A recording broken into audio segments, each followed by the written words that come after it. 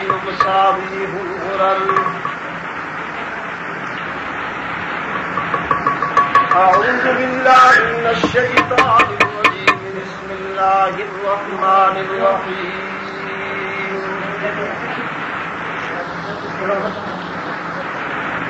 إن الله اشترى من المؤمنين أنفسهم وأموالهم بأن لهم الجنة. إن الله اشترى من المؤمنين أنفسهم وأموالهم بأن لهم الجنة.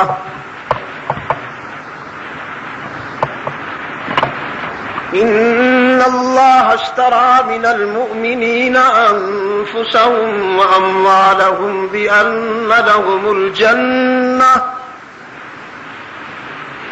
يقاتلون في سبيل الله فيقتلون ويقتلون وعدا عليه حقا في التوراة والإنجيل والقرآن فمن أوفى بعهده من الله فاستبشروا ببيعكم الذي بايعتم به وذلك هو الفوز العظيم.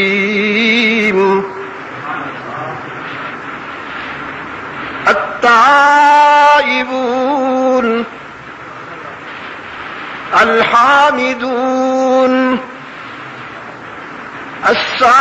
السائحون الراكعون الساجدون الآمرون بالمعروف والناهون عن المنكر والحافظون لحدود الله.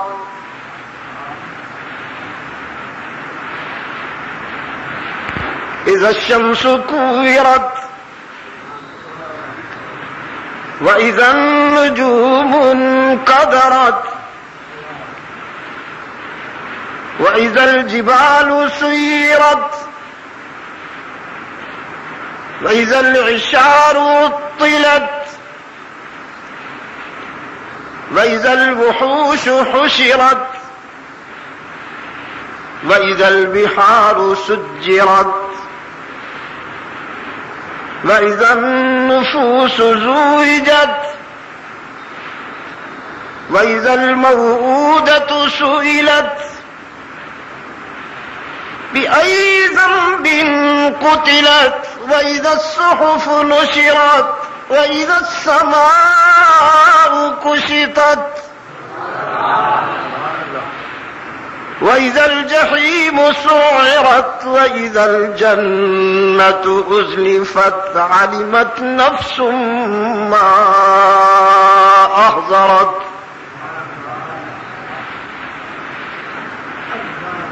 فلا أقسم بالخنس الجوار الكنس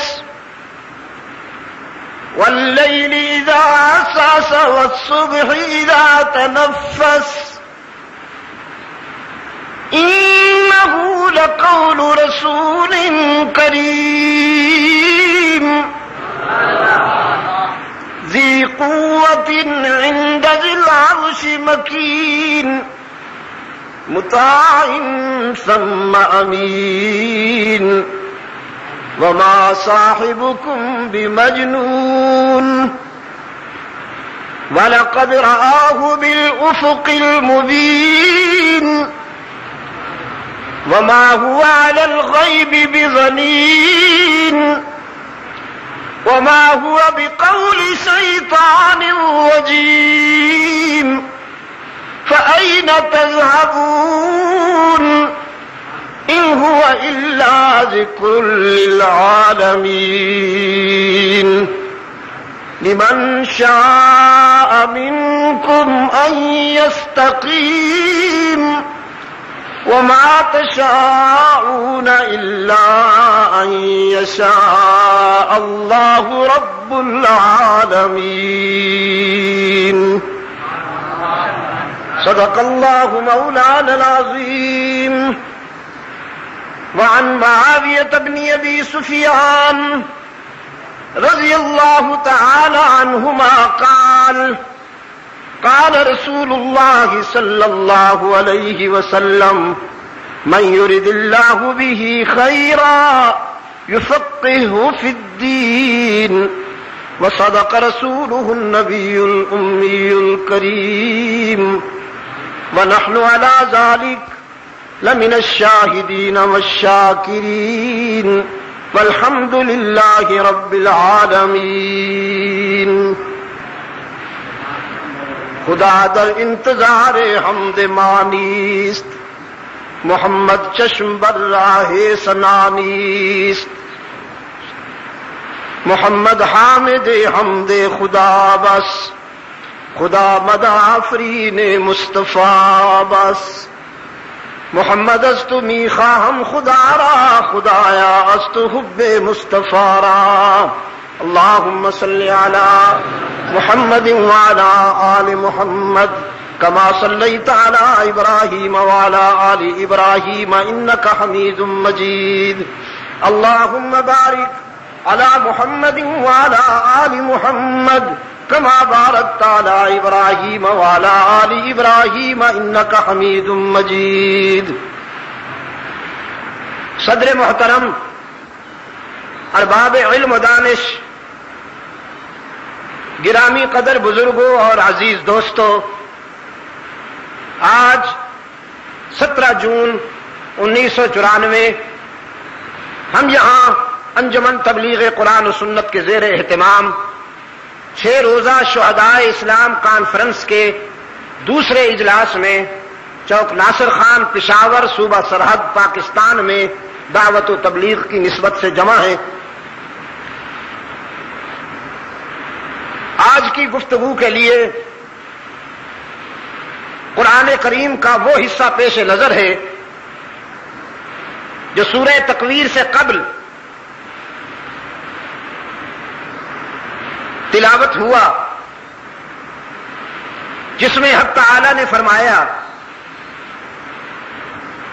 اہل ایمان سے ہم نے ایک سودا کر لیا، ایک معاہدہ کر لیا، ایک ایگریمنٹ کر لیا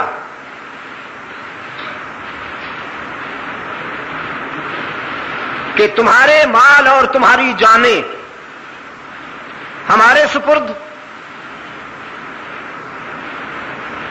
اور ہماری جنت تمہارے قدموں میں. جب یہ معاہدہ ہو گیا تو اب وہ اپنی جانیں ہتھیلیوں پر لیے ہوئے، قیمت جو بہت بڑی ملی. کبھی اس تاجر کو دیکھیے جسے معلوم ہو کہ مارکیٹ میں میرے پرافٹ کا مارجن سب سے زیادہ ہوگا، اور پرافٹ تو کیا، میرا مال لینے والا مجھے اتنا عطا کرے گا کہ میرا دامن تنگ ہو جائے گا. میرے پاس اس کے عطا کردہ انعام کو سنبھالنے کے لیے ظرف بھی نہیں. جسے ان لمٹ مارجن کا یقین ہو، غیر محدود منافع کا یقین ہو، وہ تاجر کتنی خوشی میں اپنا مال مارکیٹ میں لاتا ہے.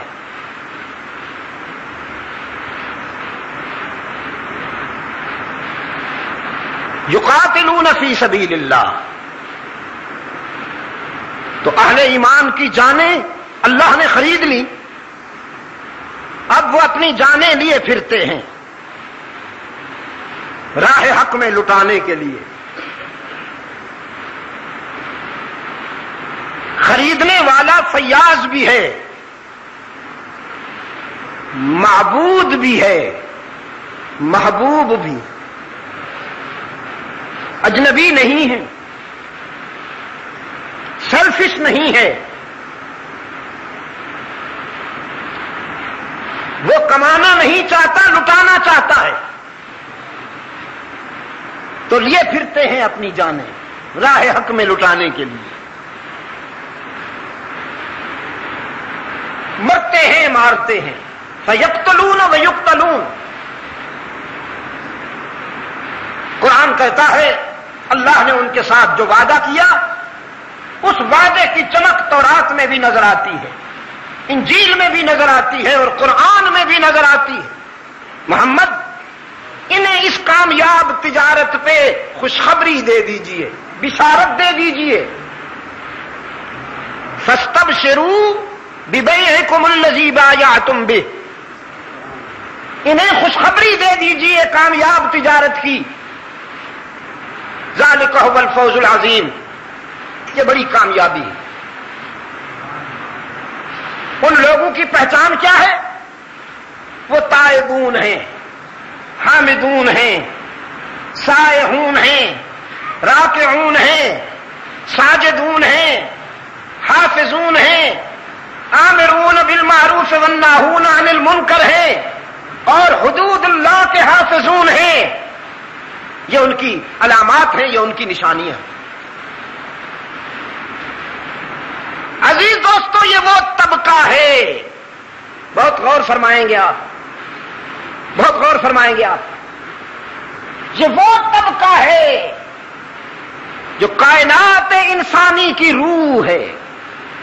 انہی کے لیے یہ کائنات سجائی گئی.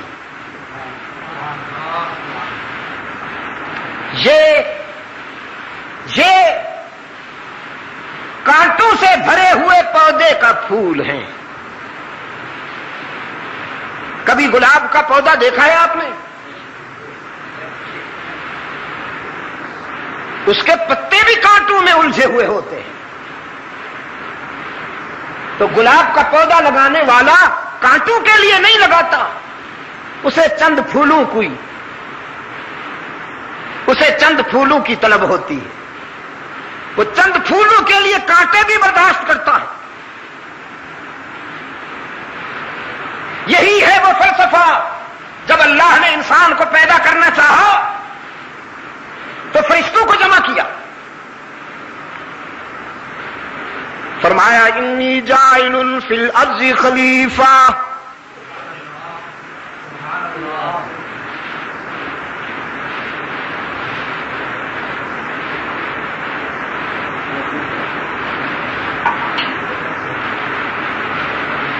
وَإِذْ قَالَ رَبُّكَ لِلْمَلَائِكَةِ إِنِّي جَاعِلٌ فِي الْأَرْضِ خَلِيفَةً. اور جب تیرے رب نے نوریوں سے کہا، کسے؟ یہ خاص طور پر وہ دوست سنیں جو نوریوں سے بڑے متاثر اور مرعوب ہوتے ہیں. اتنے مرعوب ہوتے ہیں کہ نورانی بن جاتے ہیں بیچارے. وہ بہت غور سے سنیں. کمپلیکس فیل کرتے ہیں نا کہ نور بہت بڑی چیز ہوتا ہے، انسان تو کچھ بھی نہیں. اب آئیے قرآن سے پوچھئے، قرآن سے سمجھیے. وَإِذْ قَالَ رَبُّكَ لِلْمَلَائِكَةِ إِنِّي جَاعِلٌ فِي الْأَرْضِ خَلِيفَةً. اور جب تیرے رب نے اعلان کیا نوریوں کے سامنے، فرشتوں کے سامنے، میں زمین میں اپنا نمائندہ بھیجنے والا ہوں. اپنا نمائندہ. خلیفہ کہا نا، لفظ تو خلیفہ ہے، لیکن جو اس کا مفہوم ہے، جو اس کا کانسیپٹ ہے، وہ یہ کہ میں اپنا نمائندہ بھیجنے والا ہوں. بلاؤں گا تو اسے کھنکتی ہوئی مٹی سے من صلصال کالفخار، تخلیق تو اس کی کھنکتی ہوئی مٹی سے ہوگی، لیکن زبان اس کی ہوگی، بیان میرا ہوگا، نگاہیں اس کی ہوں گی، بصیرت میری ہوگی۔ نعرہ تکبیر! زبان اس کی، بیان میرا، دماغ اس کا، دھیان میرا، دل اس کا، دھڑکنے میری، آنکھیں اس کی، بصیرت میری، زندگی اس کی، عشق میرا۔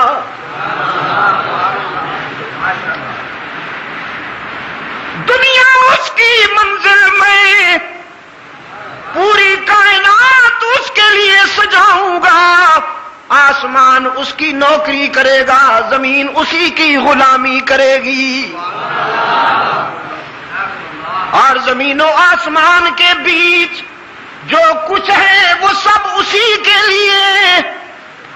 ہوئی نا بات؟ میں اسے دنیا میں بھیجنے والا ہوں، وہ میرا مہمان بنے گا، میں اس کا میزبان بنوں گا۔ عجیب عجیب۔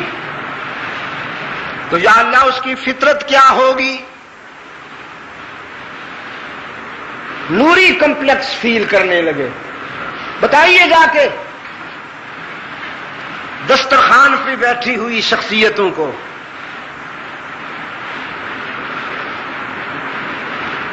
نوری کمپلیکس فیل کرنے لگے، احساس کمتری محسوس کرنے لگے۔ یا اللہ اس کی فطرت کیا ہوگی؟ رب العالمین نے فرمایا سامنے لوح فطرت ہے، پڑھ لو انسان کی۔ نوریوں نے جب لوح فطرت کو پڑھا، دیکھا قابیل حابیل کو قتل کر رہا ہے، ایک کانٹا۔ یہ کچھ دیر پہلے میں نے کہا تھا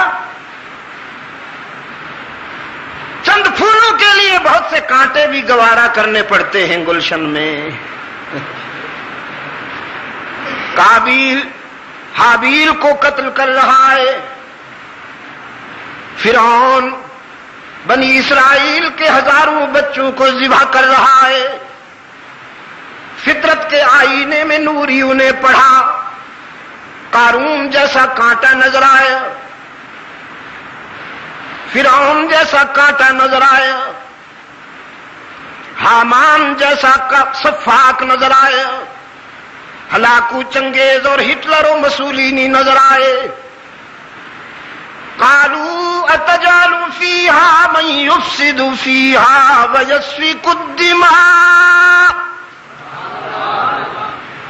نوریوں نے عرض کیا یا رب تو ایسی مخلوق کیوں پیدا کرتا ہے جو فساد مچائے، خون بہائے؟ ہم نے خود دیکھا، نحن نسبح بحمدک ونقدس لک، ہم جو تیری تسبیح کرنے والے ہیں، ہم جو تیری تقدیس کرنے والے ہیں، ہمیں تو اور کچھ کرنا ہی نہیں۔ انہیں کھانے کی فکر، ہم کھانے سے پاک، انہیں پینے کی فکر، ہم پینے سے پاک، انہیں تجارت زراعت اور ملازمت کی فکر، ہم ان سارے تکلفات سے پاک، تو پھر آپ ایسی مخلوق کیوں بناتے ہیں؟ رب العالمین نے فرمایا عالم ما لا تعلمون۔ بڑا پیچیدہ سوال تھا لیکن اپنی حکمت کے مطابق جواب دیا۔ یہ راز ہے تم نہیں جانتے، میں جانتا۔ تم نے کانٹوں کو دیکھا نہ پھولوں کو نہیں دیکھا، تم نے قابیل کو تو دیکھا جو خنجر پر کف ہے، قاتل نظر آتا ہے، لیکن حابیل کو کیوں نہیں دیکھا جو میری محبت میں جان دے رہا ہے؟ تمہیں نمرود نظر آیا جو آگ جلا رہا ہے، تو ابراہیم کیوں نہیں دکھائی دیا جو میرے عشق میں کود رہا ہے؟ تمہیں فرعون نظر آیا، تم نے کلیم کو نہیں دیکھا، نیگیٹو کو دیکھا نا، پازیٹو کو نہیں دیکھا، کانٹوں پہ نظر پڑی، پھولوں کو نہیں دیکھا. یہ میں نے اس لیے محنت کی ہے کہ یہ لوگ روح انسانیت ہیں، روح انسانیت ہیں، جنہوں نے اللہ سے معاہدہ کر لیا کہ ہماری جانیں اور مال تیرے لیے، تو جب چاہے ہم سے لے لے. پشاور کے روشن ضمیروں، یہ معاہدہ نہ بھی ہو تب بھی ہمارے مال اور ہماری جانیں کس کی ملکیت ہے؟ اسی کی ملکیت. وہ جب چاہے لے لے.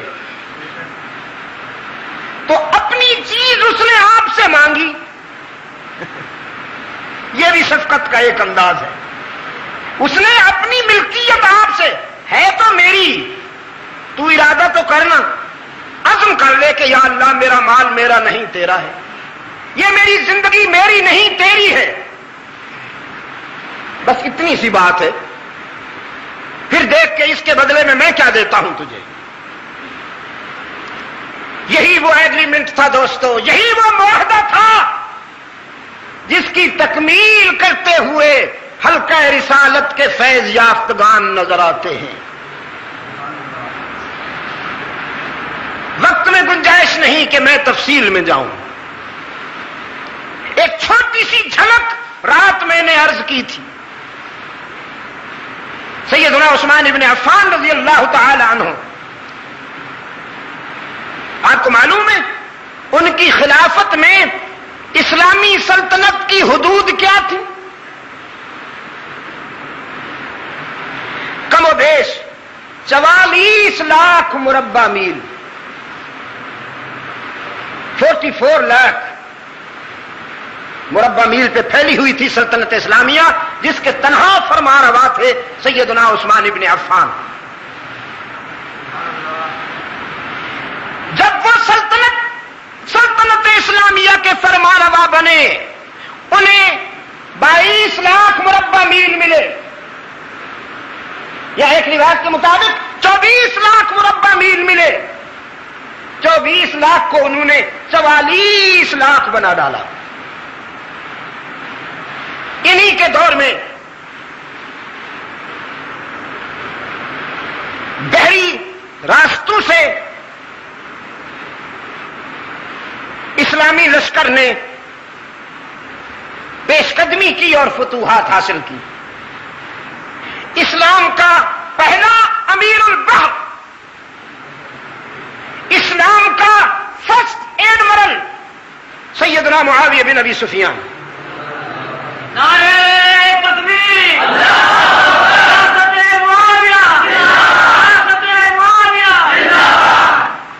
اسلام کا پہلا امیر البحر، فرسٹ ایڈمرل.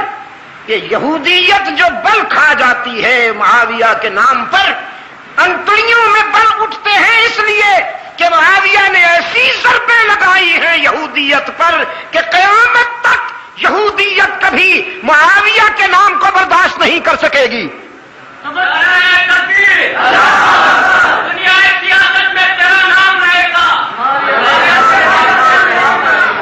ایسی ضربیں لگائی ہیں اسلام کے اس بطن جلیل نے کہ یہودیت قیامت تک اس نام کو برداشت نہیں کرے گی. پہچان ہی یہی ہے، کسوٹی ہی یہی ہے کہ اندر میں کسی کے یہودیت تو نہیں، معاویہ کا نام لے لو، اگر اندر میں یہودیت کے جراثیم ہوں گے تو چہرے پہ بل پڑ جائیں گے. اس لیے کہ بہت بڑی ضربیں لگائی ہیں اس بطن جلیل نے. 50 محاذوں پر قیادت کی ہے اسلام کے لشکر، 50 محاذوں پر. میر انیس کا مرثیہ نہیں ہے، کسی پروفیشنل شاعر کا لکھا ہوا لوحہ نہیں ہے. یہ تاریخ کی وہ صداقتیں ہیں کہ دشمنان اسلام بھی اس کا انکار نہیں کر پائے. 50 محاذوں پر اسلامی لشکر کی قیادت کی ہے معاویہ بن ابی سفیان نے کسی ایک میں بھی شکست نہیں ہوئی، کسی ایک میں بھی شکست نہیں ہوئی۔ یہ ہے سیدنا عثمان ابن عفان کے دور کا ایک پہلو۔ سیلاب ہے فتوحات کا، ہر طرف عساکر اسلامی فتح و کامیابی کے پرچم لہراتے ہوئے نظر آتے ہیں۔ یہودیت کے خریدے ہوئے تخریب کار، یہودی سرمایہ کے نمک خور، دہشت گرد اور تخریب کار، انہوں نے حضرت معاویہ کے خلاف تحریک چلائی، سیدنا عثمان کے خلاف تحریک چلائی۔ سب سے پہلا نشانہ بنتے ہیں تحریک منافقت کا سیدنا عثمان ابن عفان۔ یہ وہ پہلا حادثہ ہے، یہ وہ پہلا حادثہ ہے جس سے پھر بے شمار حادثات جنم لیتے ہیں۔ جمل میں 12,000، صفین میں 80,000 انسان مارے گئے۔ سیدنا علی المرتضی رضی اللہ تعالی عنہ پہ ذمہ داری آئی امت مسلمہ کی قیادت کی،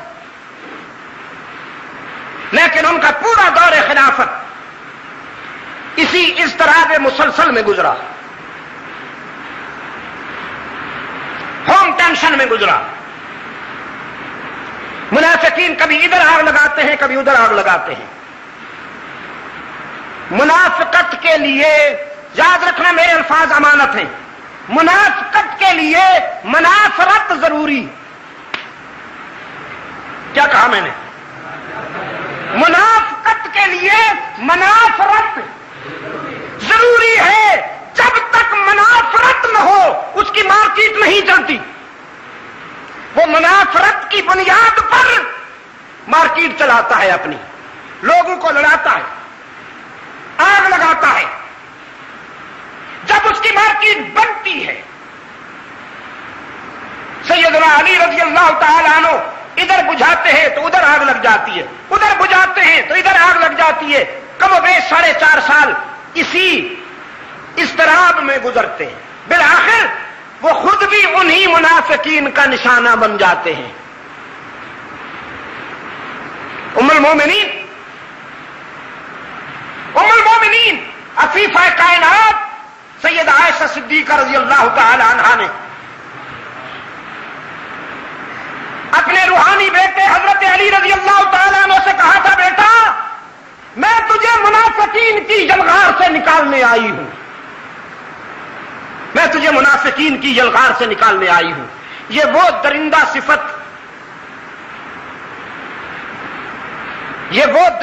صفت انسان ہیں کہ جن کی درندگی سے عثمان جیسا شریف النفس اور بے ضرر انسان نہ بچ سکا۔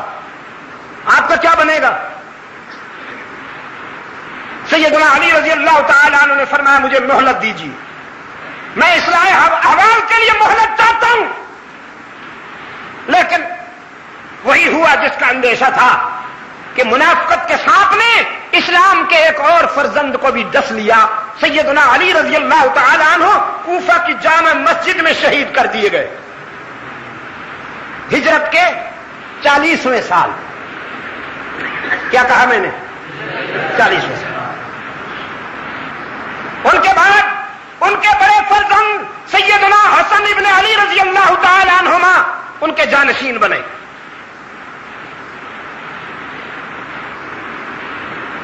سیدنا حسن ابن علی رضی اللہ تعالی عنہما اسلام کے چہرے کی وہ روشن آنکھ ہے، اسلام کے چہرے کی وہ روشن آنکھ ہے کہ جس کے متعلق اللہ کے رسول صلی اللہ علیہ وسلم نے فرمایا ان ابنی ھذا سید۔ مسجد نبوی میں آپ صلی اللہ علیہ وسلم خطبہ ارشاد فرما رہے ہیں، اپنے نواسے کو آتا ہوا دیکھا، سیدنا حسن رضی اللہ تعالی عنہ ایک دروازے کی چوکھٹ کو عبور کرتے ہوئے حضرت حسن رضی اللہ تعالی عنہ گر پڑے، رحمت عالم ممبر چھوڑ کے اٹھے اور جا کے اپنے نواسے کو گلے سے لگا لیا، گلے سے لگا کے ممبر پہ تشریف لائے، گلے سے لگائے رکھا اور خطبہ ارشاد فرمایا۔ صحابہ کے لیے یہ منظر انوکھا تھا، نگاہوں میں سوال جھلک رہا تھا۔ اللہ کے رسول صلی اللہ علیہ وسلم نے محسوس فرمایا کہ نگاہیں پوچھتی ہیں، آج سے پہلے تو کبھی ایسا نہیں ہوا، یا آج ہم کیا دیکھ رہے ہیں؟ آپ صلی اللہ علیہ وسلم نے فرمایا ان ابنی ھذا سید، میرا یہ بیٹا سیادت کا تاجدار ہے، اللہ اس کے سر پہ سیادت کا تاج رکھے گا۔ لعل اللہ ان یصلح بہ بین فئتین عظیمتین من المسلمین، مجھے وحی کے نور سے بتایا گیا ہے کہ مسلمانوں کی دو لڑتی ہوئی جماعتوں کے درمیان میرا یہ بیٹا صلح و محبت کی داغ بیل ڈالے گا، اور یہ عنوان مصالحت بنے گا۔ اللہ کے رسول صلی اللہ علیہ وسلم کی اس بشارت کی تکمیل کا وقت آ گیا جب سیدنا حسن نے رضی اللہ تعالی عنہ اپنے چچا سیدنا معاویہ سے مصالحت کر لی۔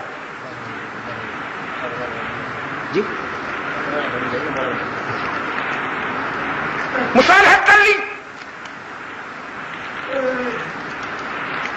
اور اب دیکھیے اس مصالحت کے بعد سیدنا معاویہ رضی اللہ تعالی عنہ نے حضرت حسن رضی اللہ تعالی عنہ سے فرمایا بھتیجے کیا چاہتے ہو؟ انہوں نے جو شرائط لکھی ظاہر ہے کہ وہ شرائط اللہ کے دین کے لیے تھی، امت مسلمہ کی خیر کے لیے تھی۔ معاویہ رضی اللہ تعالی عنہ نے سفید کاغذ بھیجا حضرت حسن کے پاس اپنے دستخط کے ساتھ، فرمایا میں دستخط کر کے بھیج رہا ہوں، جو آپ کی مرضی آئے وہی شرائط لکھ دیں، مجھے پیشگی منظور ہے۔ اسلام کی تاریخ میں نہیں، میں دعویٰ کر رہا ہوں کہ انسانی تاریخ میں اس کی کوئی مثال نہیں ملتی کہ کبھی کسی نے ایسے بھی مصالحت کی ہو کہ سفید کاغذ پہ دستخط کر کے بھیج دیے ہوں، چاہے اس کے اوپر حضرت حسن لکھ دیں کہ میری پہلی شرط یہ ہے کہ آپ ہٹ جائیں اور سلطنت میرے حوالے کر دیں، تو معاویہ تو دستخط کر چکے تھے نا۔ اگر حضرت معاویہ حق و صداقت کے معیار پہ پورے نہیں اترتے تو پھر اس سفید کاغذ پر حضرت حسن ابن علی کو پہلی شرط یہی لکھنی چاہیے تھی کہ آپ ہٹ جائیں، میں قرآن و سنت کے نظام کو چلانے کے لیے آ رہا ہوں، لیکن ایسا نہیں کیا انہوں نے جو اپنی شرائط لکھی اس کی روح یہ تھی کہ دور خلافت راشدہ کی روشنی میں فیصلے ہوا کریں گے۔ ہمارے جو سچے دوست ہیں انہیں تحفظ ملے گا، اپنی ضروریات کے لیے انہوں نے کچھ سالانہ اخراجات کا بھی ایک تخمینہ لکھا جسے منظور کر لیا گیا۔ منظور تو کیا کیا جانا تھا، وہ تو پہلے ہو چکا تھا۔ اب اس کے بعد 41 ہجری کے بعد حضرت حسن رضی اللہ تعالیٰ عنہ تقریباً 6.5 سال زندہ رہتے ہیں، 6.5 سال، کوئی معمولی سا بھی اختلاف نہیں ہوتا حضرت معاویہ سے، مکمل یگانگت اور وحدت کے ساتھ اور تعاون کے ساتھ چلتے ہیں۔ ان کا انتقال ہو جاتا ہے، پھر سن 60 میں حضرت معاویہ کا انتقال ہو جاتا ہے، تو 41 اور 60 کے درمیان کتنے سال ہیں؟ 19 سال۔ ان 19 سالوں میں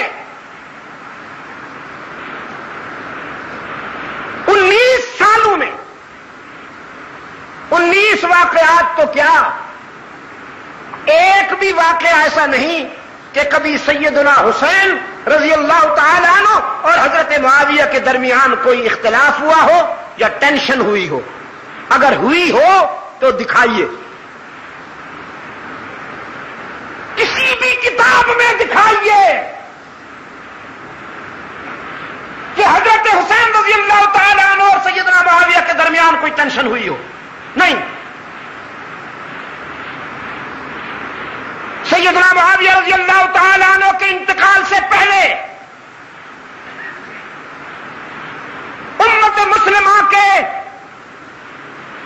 جو صاحب الرائے روشن ضمیر بزرگ تھے ان کی مشاورت ہوئی اور اس مشاورت کی روشنی میں یہ طے ہوا کہ آئندہ قیادت کا بوجھ اور ذمہ داری ابن معاویہ پہ ڈالی جائے. یہ 58 کی بات ہے. مجھے افسوس ہے، میں بڑے دکھ کے ساتھ یہ بات کہہ رہا ہوں کہ دینیات کا جو چیپٹر اس وقت پڑھایا جا رہا ہے اسکولوں میں، اس میں یہ جھوٹ لکھا ہوا ہے، یہ افترا کیا گیا ہے، یہ بہتان لکھا ہوا ہے کہ معاویہ نے اپنے بیٹے کو بادشاہ بنانے کے لیے امت کو دھوکہ دیا.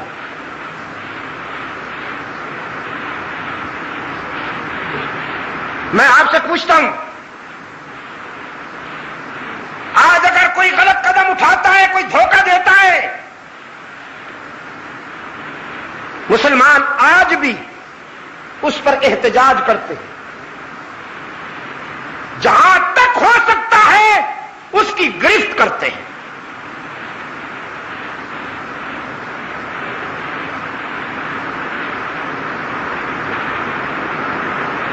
آج ہمارے دوست جن کے پاس اقتدار ہے وہ محاسبے کا عمل جاری کر رہے ہیں کہ پچھلے دور میں حکمرانوں نے جو کچھ کیا ان کا حساب لیا جائے گا. پھر جب یہ جائیں گے تو جو اگلے آئیں گے وہ ان کا محاسبہ کریں گے.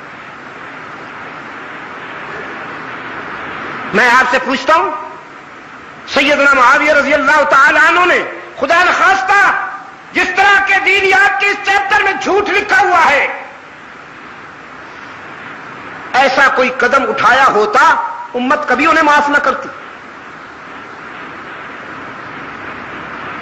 یہ اس دور کے راوی کو تو دکھائی دیا، اس دور کے گروہی عصبیت کے بیمار مورخ کو تو دکھائی دیا، لیکن اس وقت جو کروڑوں کی تعداد میں مسلمان تھے انہیں کیوں نہیں دکھائی دیا؟ مکمل اتحاد کے ساتھ فیصلہ ہوا، مکمل اتحاد کے ساتھ فیصلہ ہوا.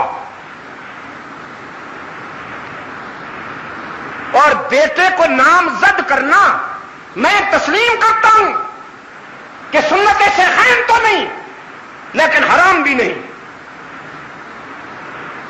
اگر باپ کے بعد بیٹے کا برسر اقتدار ہونا حرام ہوتا تو پھر سیدنا علی رضی اللہ تعالی عنہ کے بعد سیدنا حسن کبھی یہ ذمہ داری قبول نہ کرتے. انہوں نے یہ ذمہ داری قبول کر کے عملاً ثابت کر دیا کہ باپ کے بعد اگر بیٹے میں صلاحیت ہے تو اقتدار کی ذمہ داری سنبھالنا حرام نہیں ہے. قابل ذکر 5 حضرات نے اختلاف کیا تھا.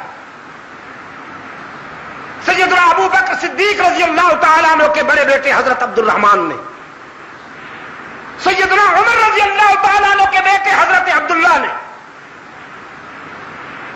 حضرت زبیر کے بیٹے حضرت عبداللہ نے، حضرت عباس کے بیٹے حضرت عبداللہ نے، اور حضرت علی رضی اللہ تعالیٰ عنہ کے فرزند سیدنا حسین ابن علی رضی اللہ تعالیٰ عنہم نے. حضرت عبد الرحمن ابن ابو بکر رضی اللہ تعالیٰ عنہ کا سن 60 سے پہلے انتقال ہو گیا.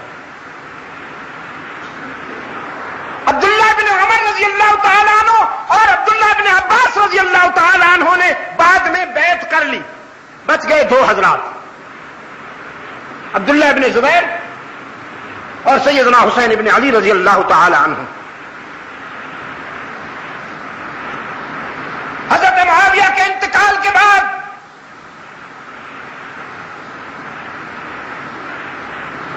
سیدنا حسین ابن علی رضی اللہ تعالیٰ عنہ سے کہا گیا کہ آپ اس سلسلے میں کیا فیصلہ فرماتے ہیں؟ سیدنا حسین رضی اللہ تعالیٰ عنہ کے سامنے دو راستے تھے. ایک راستہ یہ کہ سیاست میں اختلاف کا وہ رخ اختیار کیا جائے جس رخ کے اختیار کرنے کے بعد 1,00,000 انسان قتل ہو گئے جمل میں اور صفین میں. اختلاف کا ایک طریقہ وہ تھا، اور ایک طریقہ یہ تھا کہ میں کنارہ کشی اختیار کر لوں. جو نقصان ہو چکا وہ تو میرے بس میں نہیں تھا، لیکن اب یہ تو میرے بس میں ہے کہ میں ایک طرف ہو جاتا ہوں تاکہ محمد عربی کی امت میری وجہ سے خون ریزی میں مبتلا نہ ہو. یہ وہی سوچ ہے جو سیدنا عثمان ابن عفان رضی اللہ تعالیٰ عنہ کی سوچ تھی کہ ان کے پاس اختیار بھی ہے، ان کے پاس اقتدار بھی ہے، ان کے پاس فوج بھی ہے، ان کے پاس قوت بھی ہے، لیکن ان سب کچھ کے ہوتے ہوئے بھی مدینہ کو خون ریزی سے بچانے کے لیے جان دے دی، لیکن امت مسلمہ کو فتنہ و فساد سے بچانے کی کوشش کی.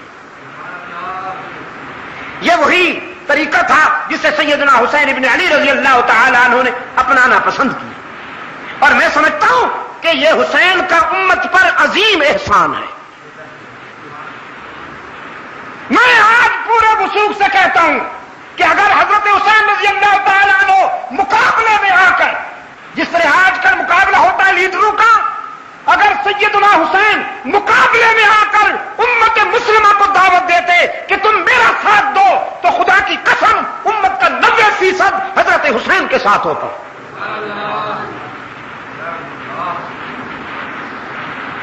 آپ کا ضمیر کیا کہتا ہے؟ آج 1400 سال گزر جانے کے باوجود ہمارے دلوں میں جتنی محبت، جتنا پیار سیدنا حسین کے لیے ہے، خلفائے راشدین کے بعد وہ پیار کسی اور کے لیے نہیں ہے. یہ صرف میری بات نہیں ہے، میرا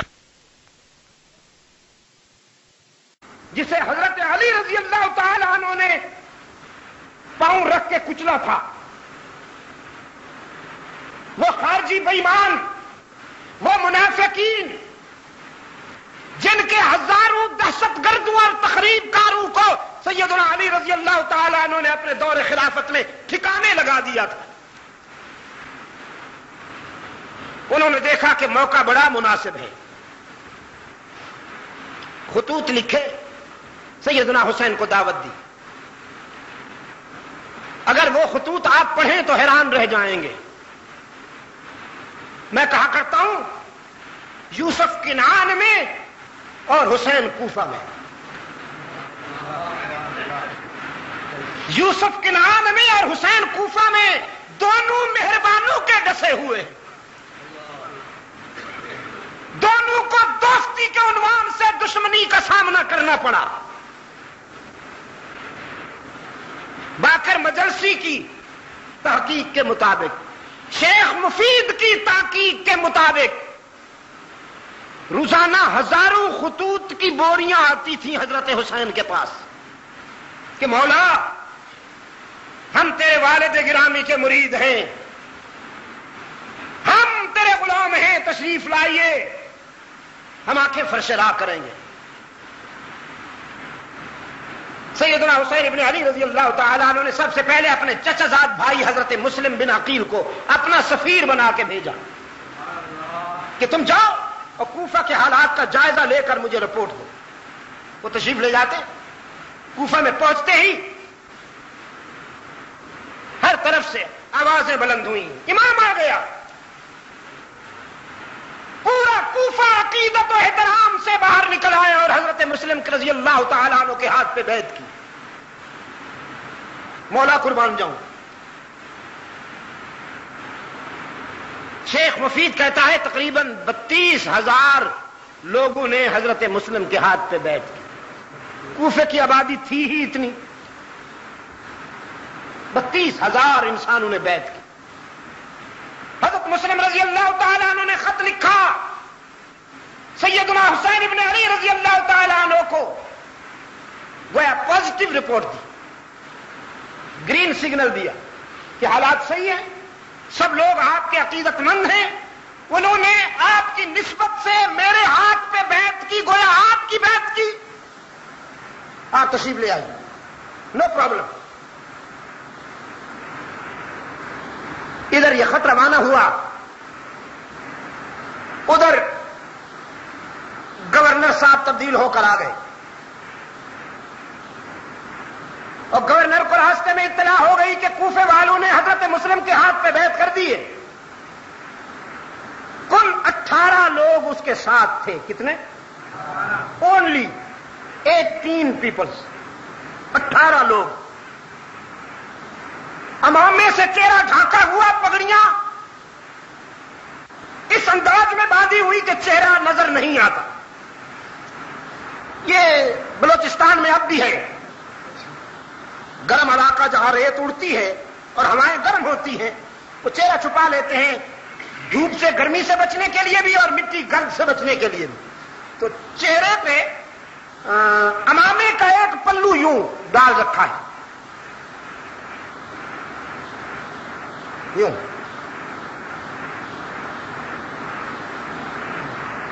اب کوفہ والوں نے سمجھا کہ حسین آ گیا، کیونکہ چہرہ نظر نہیں آتا، انتظار تو تھی۔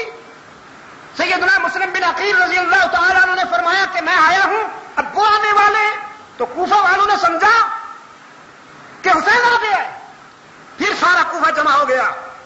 السلام علیکم یا ابن رسول اللہ، السلام علیکم یا ابن رسول اللہ، رسول کے بیٹے آپ پہ سلام ہو، ہم تو آپ کے منتظر تھے۔ وہ تو ابن زیاد تھا، سنتا آ رہا ہے اور چلتا بھی آ رہا ہے۔ جب گورنر ہاؤس پہنچا تو چہرے سے کپڑا ہٹایا اور یوں جو دیکھا تو سارے منافقین کا وضو ٹوٹ گیا، کھسیانے ہو گئے۔ ابن زیاد نے کہا کیا کہہ رہے تھے؟ یہ کیا کہہ رہے تھے؟ ابھی میں کیا سن رہا تھا؟ کہنے لگے سر وہ تو ویسے ہی کہہ رہے تھے، ہم نے جو اصل بات ہے وہ تو اب کہنی ہے۔ اصل بات ہے وہ تم نے اب کہنی ہے، وہ کیا بات ہے؟ کہنے لگے جی ہم تو آپ کے غلام ہیں، آپ کے وفادار ہیں، وہ تو سلام کی بات تھی، بس ویسے ہم نے کہہ دی، ہم نے سمجھا شاید وہ آئے ہیں، مطمئن رہیے ہم آپ کے وفادار ہیں۔ اس نے کہا نہیں، سوچ کے بولو، میں تمہاری کھال اتار سکتا ہوں، میں تمہاری بیویوں کو بیوہ اور تمہارے بچوں کو یتیم بنا سکتا ہوں، آپ فیصلہ کرو کہ تم کس کے ساتھ ہو۔ سارے کم بختوں نے فیصلہ کیا کہ ہم آپ کے ساتھ ہیں۔ کہا وہ مسلم بن عقیل کہاں ہے؟ حضرت مسلم بھی اس اجتماع میں موجود تھے، لیکن صورتحال کو دیکھ کر انہوں نے حکمتاً کنارہ کر لیا۔ انہوں نے کہا ہم ابھی پیش کرتے ہیں آپ کی خدمت میں۔ اب حضرت مسلم رضی اللہ تعالی عنہ پورے کوفہ میں گھوم رہے ہیں، کوئی شخص انہیں پناہ دینے کے لیے تیار نہیں۔ یہی جو پہلے مولا قربانت سوم، مولا قربانت سوم کہتے تھے، اب وہ پناہ دینے کے لیے گھر میں گھسنے کے لیے بھی اجازت نہیں دیتے۔ دن گزر گیا، رات آ گئی، بولے کتوں کی طرح ابن زیاد کے فوجی اس کے پیچھے پڑے ہوئے ہیں، اور حضرت مسلم پتھریلی زمین پر، نوکیلے پتھروں والی زمین پر، ان سے بچنے کے لیے کوفہ کے گلی کوچوں میں چلتے ہیں۔ ایک جگہ پر ٹھوکر لگی، گرے، منہ ایک پتھر پہ جا لگا، سامنے کے کچھ دانت ٹوٹ گئے، خون کا فوارہ نکلا، اور آسمان کی طرف دیکھ کر فرمانے لگے محمد کے معبود، محمد نے بھی تجھ سے وفا کی ہے، اس کی اولاد بھی تجھ سے وفا کرنے کا عزم کر چکی ہے، آزما لے جتنا آزمانا ہے۔ قریب کے گھر سے ایک بوڑھی باہر نکلی، پہچان گئی، کہنے لگی امام آپ ہیں؟ گھر کا دروازہ کھولا، اندر لے گئی، زخم دھوئے، زخم دھونے کے بعد کہنے لگی ہوں تو بوڑھی عورت ہوں، کچھ کر نہیں سکتی، لیکن محمد کے گلشن کے پھول اتنا تو کر سکتی ہوں کہ اگر کوئی تیر آپ پہ چلے گا تو انشاءاللہ جب تک میں زندہ ہوں وہ میں اپنے وجود پہ لوں گی، کوئی تیر تجھ تک نہیں پہنچنے دوں۔ حضرت مسلم نے فرمایا کوئی تیر برداشت کرنے کی ضرورت نہیں میری وجہ سے، بس صرف ایک مہربانی کر دے، مجھے نہیں پتا کہ میں کتنی دیر زندہ رہوں گا، بس ایک مہربانی کر دے، میرے بھائی حسین تک کسی طرح سے پیغام بھیج دے، میں پہلے انہیں رپورٹ دے چکا ہوں، میں پہلے انہیں خط لکھ چکا ہوں کہ حالات صحیح ہیں، لیکن خدا را اب تو کسی طرح سے میرا یہ پیغام ان تک پہنچا دے کہ کچھ بھی ہو جائے کوفہ میں قدم رکھنے کی کوشش نہ کرنا۔ یہ لوگ اعتماد کے قابل نہیں۔ ساتھ والے کمرے میں اس بوڑھی کا بیٹا سویا ہوا تھا، اس نے خسر پھسر سنی تو باہر نکل آیا، ماں سے پوچھا یہ کون آیا ہے؟ وہ کہنے لگی دیکھو اگر کسی کو بتایا تو دودھ نہیں معاف کروں گی، محمد کا بیٹا ہے، اہل بیت کا فرد ہے، آج ہمارے گھر میں مہمان ہوا ہے، بتانا کسی کو نہیں۔ اس نے آ کر حضرت مسلم کے ہاتھ چومے، حضرت مسلم کا دامن چوما، ہاتھ چومے، پاؤں چھو لیے، کہنے لگا قربان جاؤں امام ہمارے گھر میں آیا، سبحان اللہ۔ ماں سے کہنے لگا ماں ذرا تھوڑی دیر کے لیے مجھے اجازت ہو۔ وہ کہاں جاتا ہے؟ کہنے لگا میں مسجد میں شکرانے کے نوافل ادا کرنے جاتا ہوں، اللہ نے اتنا بڑا کرم کیا کہ آل رسول کو ہمارے گھر بھیج دیا۔ کہنے لگی اچھا تو شکرانے کی نوافل ادا کرنا چاہتا ہے، تو کبھی فرض نہیں پڑتا بدبخت، آج تجھے نوافل کیسے یاد آ گئی؟ گھر سے نکلا، کنڈی باہر سے لگا دی، سیدھا گورنر ہاؤس، گورنر سے کہا شکار میرے قبضے میں ہے، انعام لاؤ، انعام لیا اور حضرت مسلم کو ان کے حوالے کر دیا، مسلم شہید کر دیے گئے۔ سیدنا حسین رضی اللہ تعالی عنہ کو راستے میں اطلاع ملی، وقت اجازت نہیں دے رہا، اگرچہ یہ باتیں پہلے بھی کسی ملاقات میں ہو چکی ہیں، لیکن میں اپنے عزیز نوجوانوں کے ذہن میں یہ بات بٹھانا چاہتا ہوں کہ کربلا میں حسین رضی اللہ تعالی عنہ سیاست کرنے نہیں آئے تھے، خدا کی قسم اپنے نانا سے سیکھی ہوئی شرافت اور اپنے ابا سے سیکھی ہوئی شجاعت کا مظاہرہ کرنے آئے۔ بس اگر سیاست کرنے ہوتی تو پھر انداز اور ہوتے، اور وہ میں کہہ بیٹھا ہوں کہ اگر وہ سیاست کرنا چاہتے تو امت کا 90% ان کا ساتھ دیتے۔ تشریف لائے اور بڑی شجاعت و بہادری کے ساتھ اپنی جان کا نذرانہ پیش کیا۔ آج ہم حسین کو دیکھتے ہیں رضی اللہ تعالی عنہ، آج ہم عثمان کو دیکھتے ہیں رضی اللہ تعالی عنہ، آج ہم سیدنا علی کو دیکھتے ہیں رضی اللہ تعالی عنہ، آج ہم سیدنا فاروق اعظم کو دیکھتے ہیں رضی اللہ تعالی عنہ، آج ہم سیدنا طلحہ اور زبیر کو دیکھتے ہیں۔ یہ گلشن اسلام کے وہ رنگین پھول ہیں کہ جن کا سراپا خون شہادت سے رنگا ہوا ہے، ہم ان میں سے کسی کو بھی افسردہ نہیں پاتے۔ قرآن کے آئینے میں ہمیں ان میں سے کوئی ایک بھی نروس نظر نہیں آتا، اس لیے کہ اللہ نے انہیں اس انجام کی روشنی میں بشارت دی ہے، غم کا پیغام نہیں دیا۔ فاستبشروا کہتا ہے قرآن کریم، فرمایا ان اللہ اشترى من المؤمنین انفسهم واموالهم بان لهم الجنہ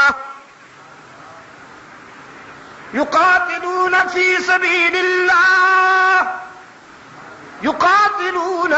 سبیل اللہ فیقتلون ویقتلون وعدا علیہ حقا فی التوراۃ والانجیل والقرآن ومن اوفی بعہدہ من اللہ فاستبشروا، کیا کہا؟ فاستبشروا، جس نے اللہ سے کیا ہوا وعدہ پورا کر دیا پیغمبر اسے بشارت دے دیجئے، اسے خوشخبری دے دیجئے، بِبَيْعِكُمُ الَّذِي بَایَعْتُم بِهِ، یہ وہ تجارت ہے کہ اس میں منافع ہی منافع ہے۔ تو پھر جن کرداروں کو اللہ کی طرف سے بشارت ملے، پشاور کے روشن ضمیروں، جن کرداروں کو اللہ کی طرف سے خوشخبری ملے، وہ کردار قابل ماتم ہے یا قابل فخر؟ فاروق اعظم قابل ماتم ہے یا قابل فخر؟ عثمان قابل ماتم ہے یا قابل فخر؟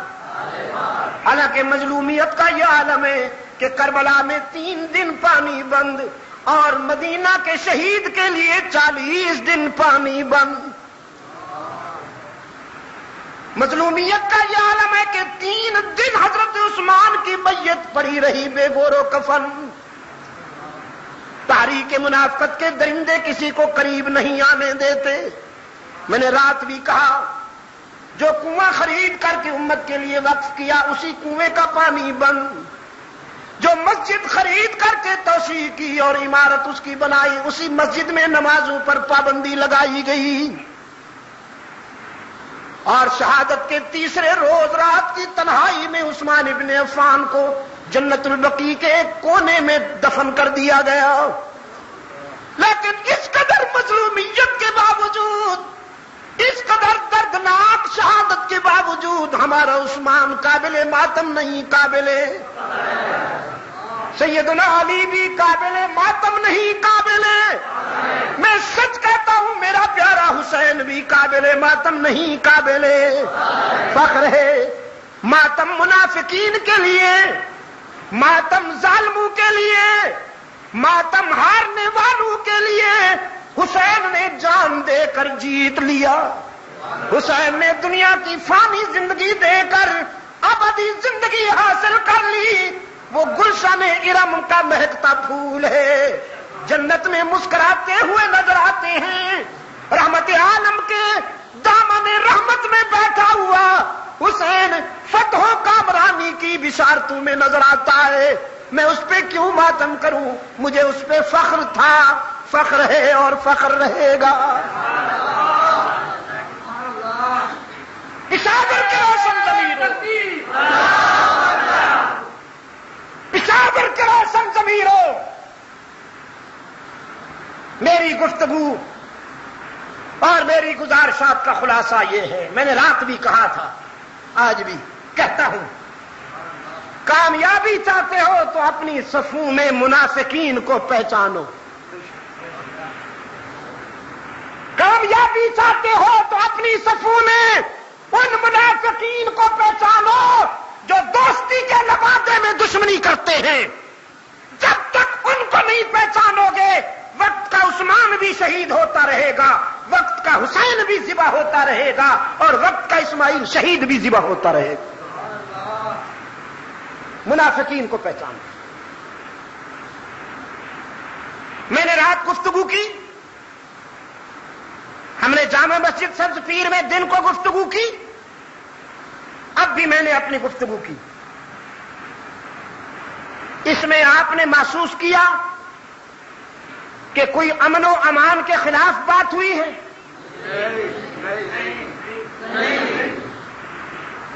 تو پھر انتظامیہ کے ذمہ دار حضرات بھی لکیر کے فقیر نہ بنا کریں۔ ہمارا مقدر دیکھیے، ہمارے فیصلے کسی کانسٹیبل صاحب کی لکھی ہوئی رپورٹ پہ ہو جاتے ہیں، وہ جو لکھ کے بھیج دے بس ایسے سمجھا جاتا ہے کہ یہ وہی ہے، یہ قرآن کی آیت ہے۔ خدا را کبھی ہم سے تو پوچھ لیجئے نا، کہاں سے لائے گا قاصد بیاں میرا زباں میری؟ کہاں سے لائے گا قاصد بیاں میرا زباں میری؟ مزہ جب تھا کہ خود سنتے وہ مجھ سے داستاں میری۔ ڈپٹی کمشنر صاحب، ہو سکتا ہے اس سلسلے میں اوپر سے ہدایات آئی ہوں، کہ شاہ صاحب اگر ہم نہیں تو وہ بھی نہیں، ان پہ بھی پابندی ہونی چاہیے۔ پشاور میں مجھے کم و بیش 25-30 سال ہو رہے ہیں، میرے سامنے جو بچے تھے بچوں والے بن بیٹھے، گزشتہ 30 سالہ تاریخ ریکارڈ ہے، آپ ثابت کیجئے کہ کبھی میرے جلسے میں بدامنی ہوئی ہو۔ میں تو سزا بھگت رہا ہوں، بدامنی پھیلانے والوں کا ساتھ نہیں دیتا ہوں تو سزا بھگت رہا ہوں، مجھے تو دار اسلام سے نکالنے کی کوشش ہو رہی۔ ہاں، ہم نے ہمیشہ تعمیر کی ہے، ہم محمود حسن کے وارث ہیں۔ میں یہ بات فخر کے ساتھ کہتا ہوں، ہم شبیر احمد عثمانی اور سید مدنی کے وارث ہیں، ہم مجدد الفسانی رحمت اللہ علیہ کے وارث ہیں، شاہ عبد العزیز شاہ ولی اللہ کے وارث ہیں۔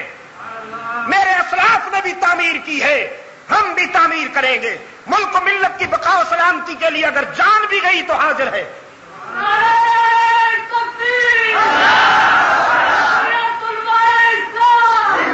ہمارا ایک دشمن تھا اور ہمارا وہ دشمن ہے، وہ ہے تن کا گورا من کا کالا انگریز۔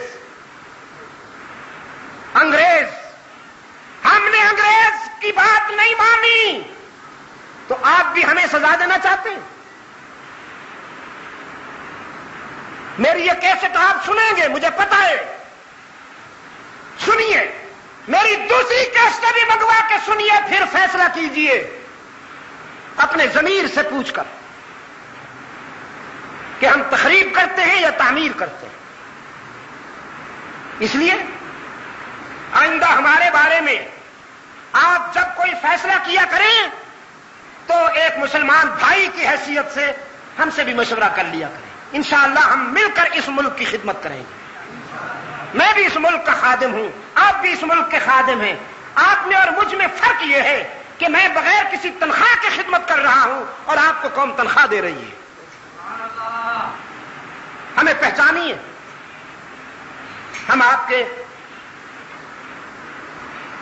خیال میں، آپ کے فکر میں معلوم نہیں کیا ہے، لیکن ہمارا ریکارڈ پڑھیے۔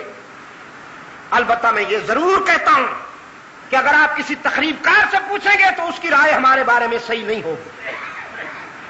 کوئی تقریب کار ہمیں اچھا نہیں کہہ سکتا، اس لیے کہ ہم اس کے اعلی کار نہیں بنتے۔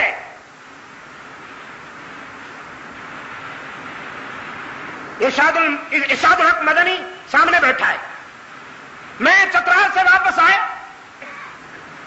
کوئی واقعہ ہو گیا تھا پشاور میں، میرے نوجوان مشتعل تھے، مجھے پتا چلا کہ قصہ خانی میں صورتحال خراب ہے اور نوجوان جو ہیں وہ قابو میں نہیں آتے، ان کے ساتھ کچھ زیادتی ہوئی تھی، انتظامیہ نے ان کے ساتھ زیادتی کی تھی۔ جی وہ صفت غیور تھا، کیا بلا تھا۔ میں جب آیا تو مولانا بجلی گھر صاحب نے میرے کان میں کہا کہ یہ سب جتنے بھی ہیں میری بات تو مانتے نہیں، آپ ان سے منوا لیجیے۔ انہوں نے اپنے انداز میں کہا جیسے وہ کہا کرتے ہیں۔ میں نے کہا اچھی بات ہے، آپ میں سے بھی کچھ دوست شاید اس میں موجود ہوں گے، آج بھی بیٹھے ہوں گے۔ میں نے 15 منٹ آپ سے گفتگو کی تھی، اس کے بعد میں نے آپ سے کہا تھا کہ آؤ چلتے ہیں، پھر ہم نے تھوڑا سا واک کیا تھا، امن واک، ہاں سکارنا چوک تک امن واک کیا تھا ہم، اور سکارنا چوک پہ جا کر میں نے اپنے مطالبات بھی ریپیٹ کیے تھے، ہم نے اپنی بات بھی رکھی تھی، لیکن آپ سے بھی میں نے کہا تھا کہ پرامن طریقے سے اپنے گھروں کو چلے جاؤ، یاد ہے؟ اسلام آباد میں انتہائی سنگین صورتحال تھی، پورے ملک سے آئے ہوئے تھے نوجوان، ختم نبوت کی تحریک کے حوالے سے لال مسجد میں اجتماع تھا، کسی کی بات نہیں مان رہے تھے وہ نوجوان، تو بزرگوں نے مجھے حکم دیا، میں نے وہاں آ کر اس مجمع پر کنٹرول کیا، ان کو بات سمجھائی اور میں نے ان سے کہا جو میرے ساتھ محبت کرتے ہیں وہ ہاتھ اونچا کریں. وہ بیچارے تو سب نے کہا جی ہم آپ. میں نے کہا اچھا تو میرے ساتھ محبت کرتے ہو تو میرے پیچھے آؤ. کچھ دیر میں ان کو لے چلا اور بالآخر ایک مسجد میں جا کر ہم نے دعا کی. اور اسی طرح وہ جو خطرناک صورتحال تھی پولیس نے بھی پوزیشن سنبھال لی تھی. مجھے پتا تھا کہ یہ نوجوان آگے بڑھیں گے تو گولیوں کا سامنا کرنا پڑے گا اور شہدائے ختم نبوت کی تعداد میں اضافہ ہوگا. لیکن میں نے کنٹرول کیا, اس کو سمجھایا صورتحال کیا ہے, آپ ہمیں ڈائلاگ کرنے دیں. اس لیے ہمیں پہچانیے, ہم اس ملک کے دوست ہیں, اس ملک کی بقا و سلامتی ہمیں سب سے زیادہ عزیز ہے. پھر انجمن تبلیغ قرآن و سنت تو ہمارا ایک ایسا پلیٹ فارم ہے کہ اس نے ہمیشہ قرآن و سنت کی صدا بلند کی اور قرآن و سنت کے حوالے سے ذہن سازی کی. یہاں ذہنی بیماروں کا علاج ہوتا ہے. یہ ایک طرح کی ڈسپنسری ہے, ایک طرح کا ہاسپٹل ہے. آپ کے ہسپتال میں جسم کی بیماریاں دور کی جاتی ہیں اور انجمن تبلیغ قرآن و سنت کے ہسپتال میں فکری اور روحانی بیماروں کا علاج ہوتا ہے.